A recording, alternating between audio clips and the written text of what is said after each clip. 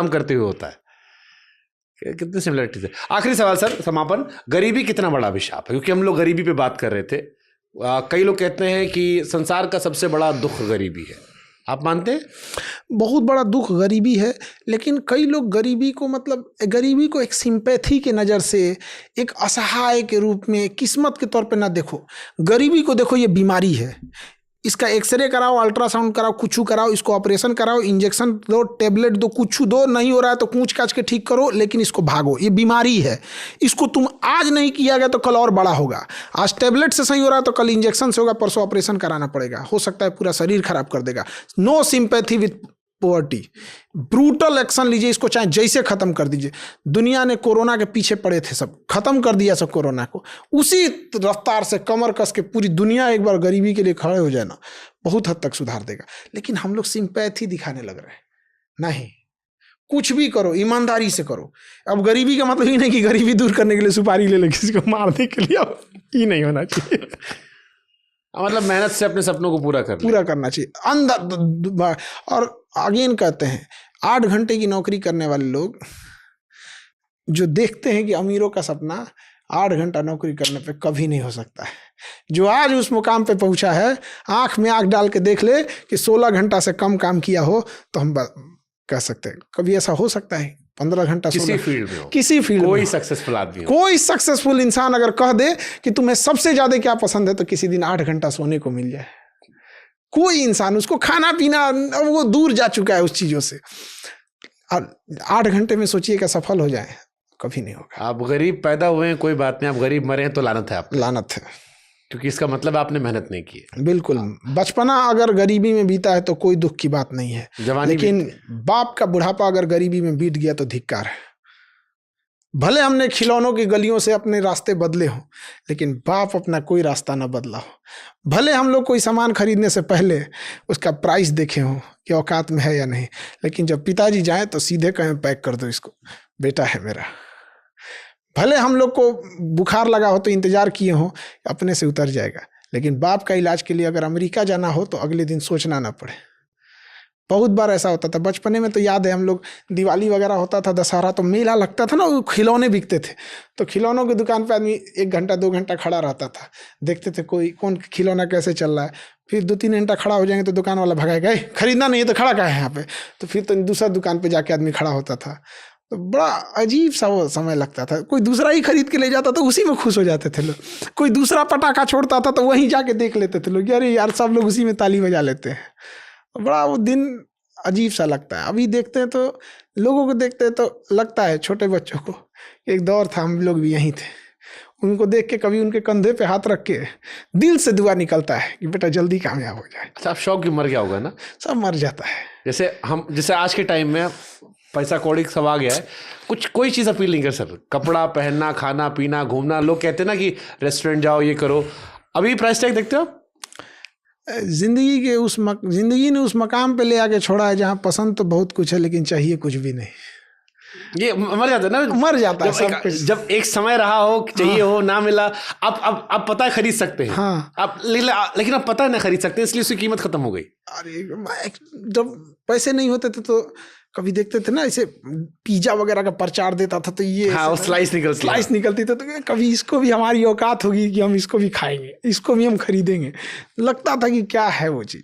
अब मतलब कामयाबी ना, जैसे हम लोग गन्ना का रस कैसे निकालते हैं, रस निकलने के बाद उसमें कुछ बचता ही नहीं है, तो इंसान भी जब कामयाब होता है ना तो जिंदगी उससे इतना रस निकाल देती है ना कि फिर उसके पास अपना शौक नहीं बचता। मैंने इस पर एक लाइन लिखी सर थी कि वो जो पहली पीढ़ी होती है ना, जो सफलता हासिल करती है, उसमें अपने आप को, आदमी को बहुत समर्पण, बहुत त्याग करना पड़ता है। दूसरी पीढ़ी को नहीं एहसास होता, जैसे आपकी सेकंड पीढ़ी आएगी आगे, उसको ये नहीं करना पड़ेगा। अपने घर की स्थिति जो बदलता है, कोई भी बड़ा व्यक्ति किसी भी फील्ड में, उस पहले व्यक्ति ने बड़ा त्याग किया होगा, बड़ा कॉम्प्रोमाइज किया होगा, बड़ा समझौता किया होगा, अपने सपनों को मारा होगा, ख्वाबों को कुचला होगा वो सफलता पाने के लिए। बहुत, आप कोई भी उठा लो, देख लो, कोई भी पहला व्यक्ति बड़ा हुआ होगा, बहुत, दूसरे तीसरे चौथे में आदमी भूल जाता है, उसको लगता है उसे बचपन से मिला होता है तो उसे लगता है यही नसीब है। हाँ, पहला व्यक्ति, जैसे अपने घर में आप पहले हो गए, बहुत अजीब लगता है। मतलब कभी ऐसा होता था कि किसी यहाँ शादी ब्याह में जाना हुआ तो स्टार्टिंग फेज में तो हम लोग ऑटो से जाते थे, तो ऑटो वालों को ना कहते थे 100 मीटर पहले ही रोक दे। सर आप इसका छोड़ोगे, मैं फिल्म सिटी में नौकरी करता था, एक चैनल था, नेशनल चैनल था, मैं एंकर था, तो मैं कैब वाला 350 रुपये लेता था, बरसात हो वैसे 200-250 रुपये लेते हैं, उस दिन बरसात में और बढ़ जाता रेट क्योंकि बारिश वारिश होती है, और बाइक वाला 60 से 120 रुपये। तो हम कई बार पन्नी रख लिए और हेडफोन अगर लगाया तो ऐसे बैठ के बाइक पे, और बाइक वाले से बोलो चैनल से थोड़ा दूर उतार देना, क्योंकि गार्ड जो होता था वो तो आपको हीरो मानता है, आप टीवी पे दिखते हो, तो गार्ड कहे सर आप बाइक से मत आया करो सर, अच्छा ही लगता, या इंटर्न कोई जा रहा हो अच्छा ही लगता, तो हम दूर करते थे, पैदल चले जाएंगे। ये बहुत छोटी चीज है, मैं कई बार रात को ऐसे इसलिए जानबूझ के फिल्म सिटी घूमने जाता हूँ। अच्छा, जो फर्स्ट में ऐसे हुआ है ना यहाँ पे, हम आप घूमने कभी जाते हैं? हाँ मैं जाता हूँ रात को कई बार से घूमने की, खाली बैठा हूँ, गाड़ी ऑन है, अब खाली घूम के आता हूँ मैं ये समझने के लिए कि आदमी की औकात कहाँ शुरू हुई है। हम 4 किलोमीटर पैदल जाते थे ट्यूशन पढ़ाने, एक बच्चे को 600 रुपये मिलता था, और उसको स्कूल के बाद पढ़ाते थे 2 बजे दोपहर में, धूप में एकदम ऐसा लगता था जैसे हड्डी जल जाएगा, और फिर 4 किलोमीटर पैदल आके पढ़ाने के लिए। लेकिन वो 600 रुपये बड़ा मायने रखता था, पॉकेट खर्च निकल जाता था उससे। ये वो इंडिया टुडे की मैगजीन आती है, तो पहले पढ़ते बहुत थे क्योंकि पढ़ना होता था पत्रकारिता के बारे में, 25 रुपये की उस टाइम आती थी, अब तो शायद महंगी आती होगी।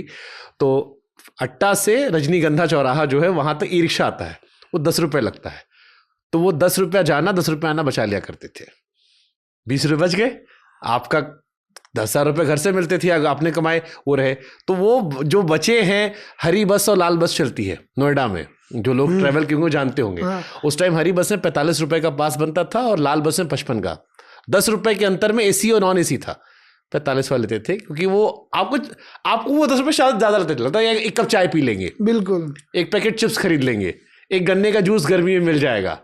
तो छोटी छोटी चीज़ें हैं, मुझे लगता है। अच्छा, जब आपको सब हासिल हो जाता है तो आपको लगता है अब क्या है, अब तो सब है ही, अब तो सब है ही है, ख़त्म ही हो जाता है शौक यहाँ पे, अब कुछ बचा ही नहीं यहाँ पे।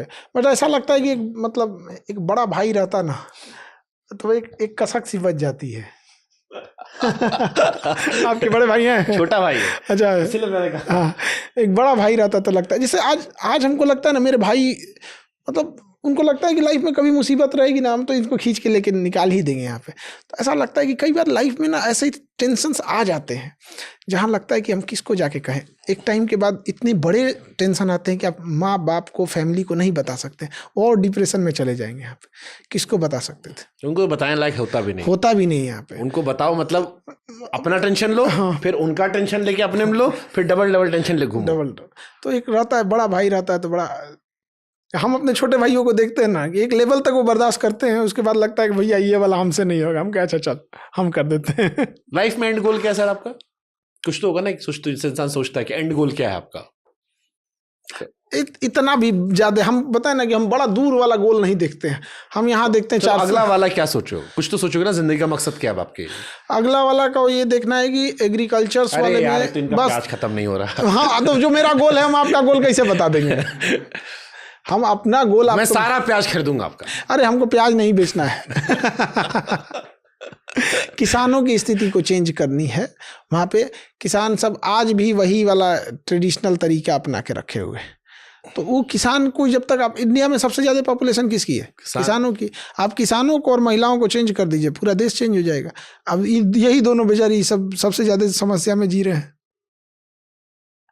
बाकी जो हम लोग कह रहे हैं देश बदलना है, ये सब कुछ नहीं। किसान और महिलाओं की स्थिति बदली है, काम खत्म।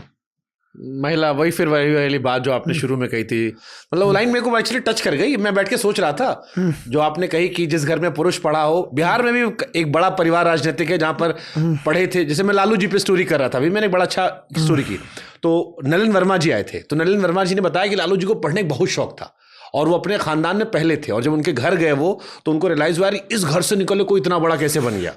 ये वो बता रहे थे मुझे। मम्मी वाली बात बहुत सटीक लगी मुझे कि जिस घर में मम्मी पढ़ी होती हैं उस घर में अनपढ़ नहीं मिलता। और ये प्रैक्टिकल कहीं उठा लो,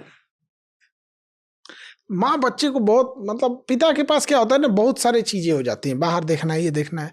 माँ क्या है ना कि उसको लिए सबसे प्राइम चीज होती है वही बच्चे ही होते हैं उसके लिए। बहुत शुभकामनाएं सर। मुझे लगता है हजारों लाखों बच्चों की जिंदगी आपने बदली है, और सुनकर मुझे बड़ा इंस्पायरिंग लगा। इनफैक्ट एंड में भी जो आपने कहा कि आपका बड़ा मकसद समाज को लेके है, मुझे कई बार लगता है कि अभी भी हम अपने बारे में सोच रहे हैं। शायद अपने परिवार के बारे में, अपने आसपास के बारे में। हालांकि पत्रकारिता भी एक जरिया है, मेरी कोशिश रहती है कि समाज में आखिरी व्यक्ति की आवाज उठाओ। कई